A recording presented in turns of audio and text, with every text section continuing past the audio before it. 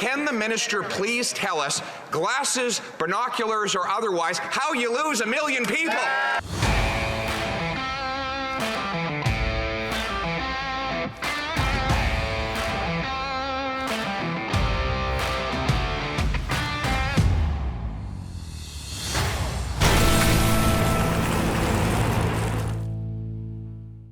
Welcome back to Northern Perspective, everyone. I'm Cypher. And I'm Fox. Normally, in a situation where it's 3 versus 1, you'd anticipate the larger team to win. But when the one is Pierre Poilievre, we bet on him every time to intellectually crush his opponents. Before we get to that, help us keep this channel growing strong by hitting that like button to push this out to more viewers, and subscribe to the channel so you're notified of our next episode. If you would like to support the channel, check out the description of this video for more details. Now let's get to it. Oral questions, the Honourable Leader of the Opposition.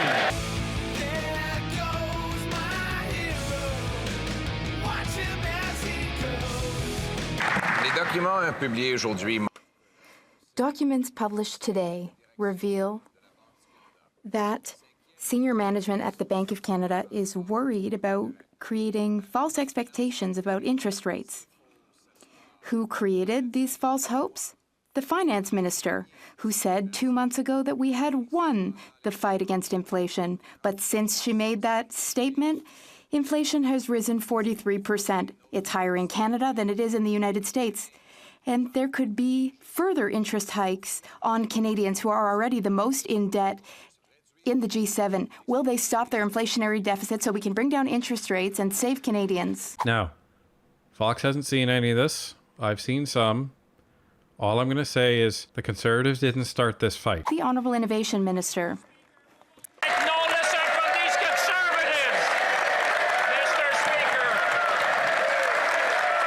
Last time that the Conservative leader gave advice to Canadians, he advised them to buy crypto, Mr. Speaker. The last piece of advice that Canadians will take is from this leader who talks about interest rate, Mr. Speaker. Today we introduce a bill to tackle cost of living in this country, to tackle issues with respect to housing, Mr. Speaker. Canadians know we have their back. We'll fight for them at every step of the way. As soon as I heard that, I literally threw my head back up at the ceiling, sighed, and went, oh my God, because they keep using this point, which is false. Pierre did not encourage Canadians to buy crypto. What he said is that Canadians should be able to buy crypto if they wanted to. As in, the government should not make crypto illegal. That's what he said. It's a way the mice will play. How many others are going to be auditioning for the Prime Minister's job up there? It's okay, they won't be there long regardless. When are they going to learn? I love watching Michelle Fieri and Michael Barrett in the background. That was great. When are they going to learn? Like, you don't poke the bear. You poke him, he's gonna come right back at you. He is so quick-witted in the House of Commons that he will literally just spin it around on a dime and make you feel small. But in the meantime, we've got a forthcoming crisis this government helped create. Their inflationary deficits mean that the cost of living is rising faster here than in the United States. Inflation is up 43% in 2 months, and this after the finance minister said it was gone. Why won't they get rid of their inflationary deficits and taxes so Canadians can eat, heat, and house themselves? The Honourable Minister for Public Services, the Treasury Board. Across the aisle, our government actually has a plan to support Canadians. Whether it's 11 million Canadians with the grocery rebate, whether it is 4.2 million Canadians with the workers' benefit, Mr. Speaker, or whether it is 6 million Canadians with indexing old age security, Mr. Speaker, unlike the Conservatives, our government actually has a plan, and every step of the way, we will focus on Canadians and what they need during this economic time. Thank you, Mr. Speaker. Leader of the Opposition. Well, judging by the applause level, it looks like the fellow from Shawinigan has a bit of a lead in the If you can't have fun in politics, where can you have fun? But back to what Anita Anand's statement was. This is what I find really rich. The Liberals constantly say, well, you know, the Conservatives don't have a plan to address Canadians and affordability. Like, here's the thing. You guys caused this problem, And now you're complaining that the Conservatives are pointing it out to you, so you actually have to put in all of these failed measures to address affordability, to address a problem that you caused in the first place. Not only that, but she's saying that the Conservatives don't have a plan in place. Well, they're not in government, and they're not going to tell you their plan for when they get into government because you're just going to steal it. Right. We've already seen that with part of the housing plan that they put in. So why would they give you anything else? I'll tell you the first thing they're going to do. They're going to balance the budget. What is that going to do? Stop inflation in its tracks. Stop interest rates from going up. Now you actually have some sort of predictable economy going on. So it's not hard, Liberals. Stop spending so much money. And unfortunately, Canada has a lead in higher inflation than the United States of America. Even the Bank of Canada's Governing Council expressed concern that it was giving false hope about interest rates. The recent inflation report that came out shows that the bank may again have to raise rates on the Canadian people who are the most indebted in all of the G7. Will this government reverse its inflationary deficits before rates rise and bankrupt Canadians? The Honourable Minister for Innovation. Speaker, I may give the Leader of the Opposition a hate for making jokes, but when it comes to the economy, it's something different, and Canadians know that, Mr. Speaker. What the Conservatives should look at is what we did today, Mr. Speaker. We talked and we introduced a bill that will make a difference in the lives of Canadians. That's what Canadians expect, Mr. Speaker. They don't expect that we make fun in this chamber. They expect us to work for Canadians. Today we introduced a bill that will make a difference in the lives of Canadians. And I enjoin all the members of this House to work with us, make the meaningful measures for Canadians so we can help people at the time of need. Honourable Leader of the Opposition. Well, I do tell the occasional joke, Mr. Speaker, but none of my humor meets with the joke that is this government's economic plan. A joke that has given us the worst inflation in 40 years, doubled the national debt, doubled the rent, doubled mortgage payments, doubled the needed down payment for Canadians to get into a home, made it so that a Torontonian has to save 25 years for a down payment where they used to be able to pay off a mortgage in that time. Will they reverse their disastrous inflationary policies so that Canadians can finally eat, heat, and house themselves? The Honourable Minister for Housing. Speaker, it's fascinating that the honourable member, after a summer talking about housing, put forward a plan that tinkers around the edges, which experts have indicated demonstrate a lack of understanding of the urgency or scale of Canada's housing crisis. For example, we have advanced a measure that will get rid of GST on apartment construction. He's now made a commitment to put it back on for middle-class homes. Mr. Speaker, he has made a commitment to cut the program that is now changing the way that cities build homes in London, in Calgary, and will impact many cities across the country. We will advance policies that make a difference, not just hang something in the window and be a pretender like him. The Honourable Leader of the Opposition. Everyone's picking fights with Pierre today. Wow, that's not a good idea. Everyone's picking fight. Remember I said he didn't start this. Mr. Speaker, what my plan on the GST does is make sure we don't give tax breaks for $10 million penthouse apartments like that member is proposing to do. We want the builders who qualify for it to have affordable apartment rentals so that Canadians can actually live in them. God forbid. The limousine Liberals want all the money to go to the penthouse apartments. As for his program, $4 billion, and a year and a half later, it hasn't built a single solitary house, and it's only promised 2,000 homes, of which you'd need 1,500 of those announcements to get to the number we need. Why won't they get out of the way so we can bail? The Honourable Minister of Housing. So Champagne and Fraser are both talking about Bill C-56, which I believe went to second reading today. So what that bill is got two parts. Part 1 amends the Excise Tax Act in order to implement a temporary enhancement to the GST new residential rental property rebate in respect of new purpose-built rental housing. So that's what they were just talking about there. Part 2 amends the Competition Act to, among other things, establish a framework for the Minister of Industry to direct the Commissioner of Competition to conduct an inquiry into the state of competition in a market or industry. B. Permit the Competition Tribunal to make certain orders even if none of the parties to an agreement or an arrangement, a significant purpose of which is to prevent or lessen competition in any market or competitors. And C. Repeal the exception in Section 96 of the Act involving efficiency gains brought about by mergers. Okay, so what does all that gobbledygook mean? First part. So the GST portion of the housing plan, what that does is it essentially removes the general services tax on high-rise apartment buildings. Now, the big criticism that Pierre and the Conservatives have, which is very hypocritical of the Liberals, and the NDP better be calling this out, is that this doesn't only apply to affordable housing.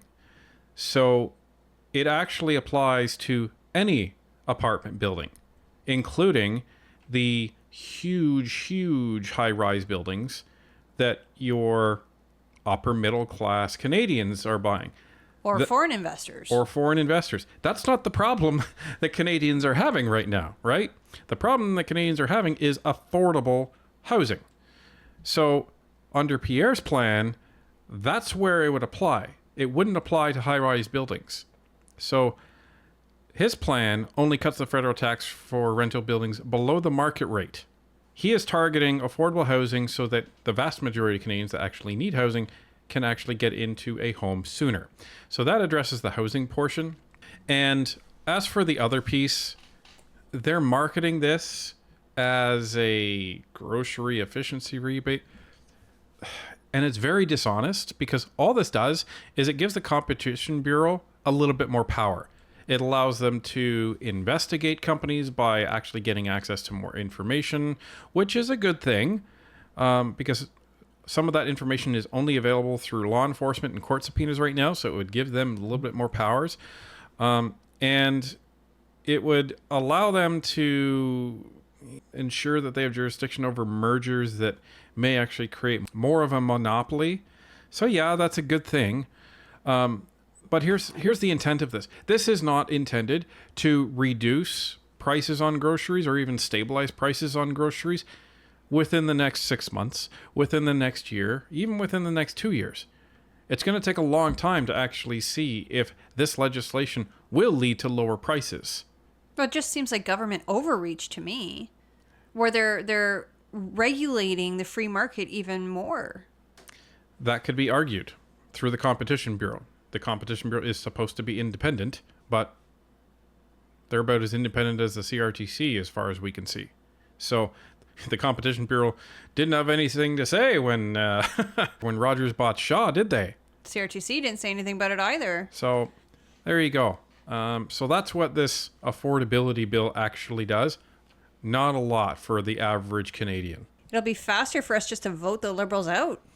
It would. It would be much faster. And much better. If the honourable member is concerned about building affordable homes, he should talk to the people who advocate for the building of affordable homes. They are telling us to advance a full GST measure, not a half measure, because that is what's going to get homes built in this country. He plans to cut the Housing Accelerator Fund, which is changing the way that cities build homes. He is literally cutting money that's going to build homes and planning to tax the people who build them. If he can't see that that don't work, he should go back to his image consultant and tell them that he needs to start wearing glasses again. Okay, I'll have to give it to Sean Fraser. That was a great zing. That was a good thing. So, we try to be as objective as possible. That was pretty funny. So, it's not as funny when it happens to someone that you really support, but you got to admit that was a good zinger. And I do miss Pierre's glasses. He looks cute with them. Oh, whatever. However, this isn't over. The Honourable Leader of the Opposition. Speaker, after doubling the cost of housing in this country, the Prime Minister thought he would appoint someone to fix the mess he made, who was in charge of immigration when they put refugees on the streets and under bridges. And he says that I need glasses This is the same minister that lost 1 million people. He literally lost track of 1 million people that came into the country. Can the minister please tell us, glasses, binoculars, or otherwise, how you lose 1 million people? The Honourable Minister for Immigration.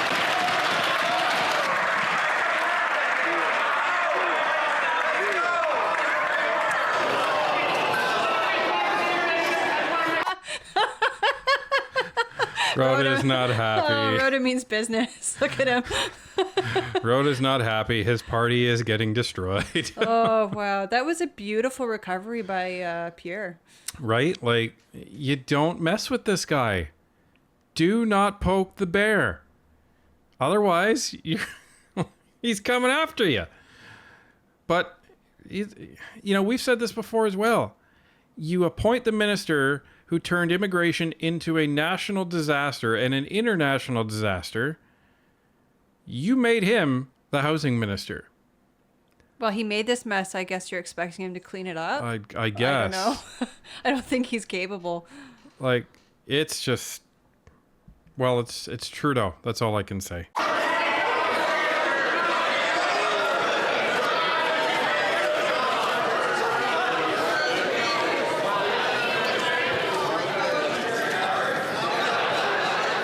I just want to tell the member for Spadina Fort York to be ready, just in case we have to go to the end of the line.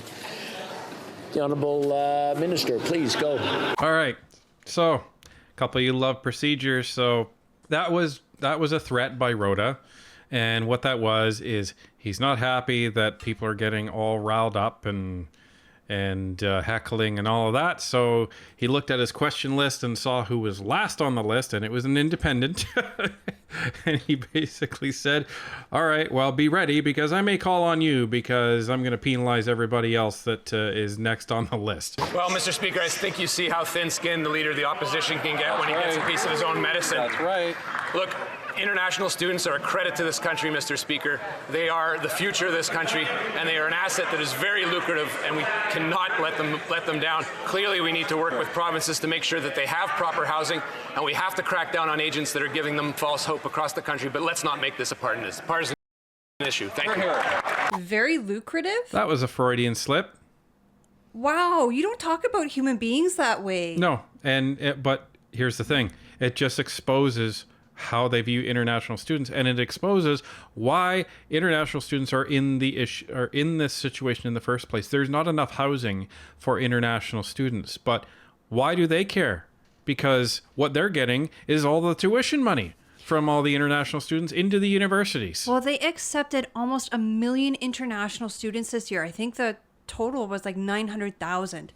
That's a lot of students. And right there, it's very lucrative. So there you go. Well, and what was it? 1 in 5 international students were having to live on the street and in tents. And some of them are needing to go to food banks because when they get here, they can't afford food. Right, because all of their money is going towards their accommodations. Mr. Speaker, the question was how you lose 1 million people.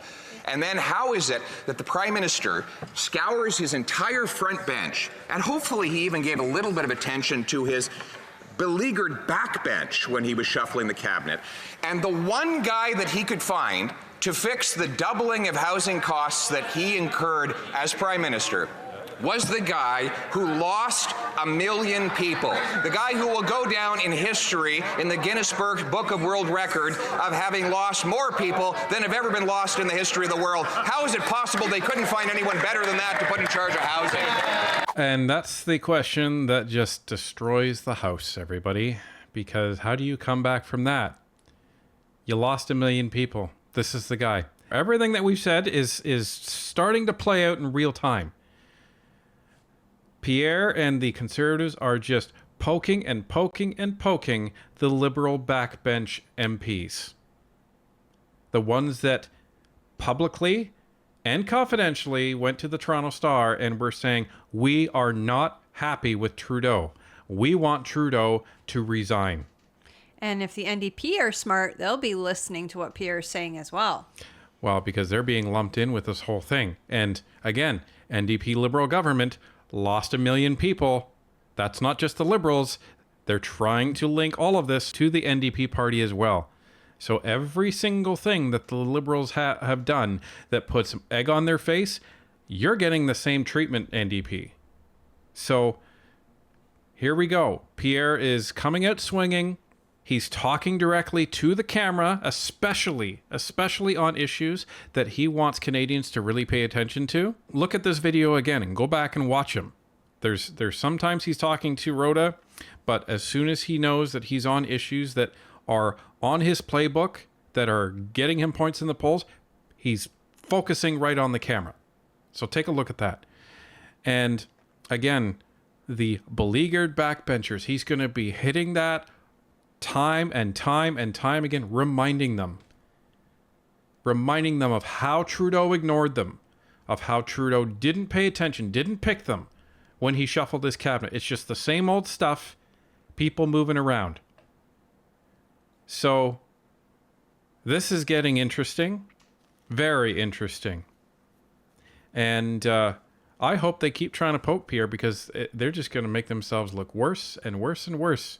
And the last thing I'll comment on this session is, the question is if Trudeau resigns, who takes over?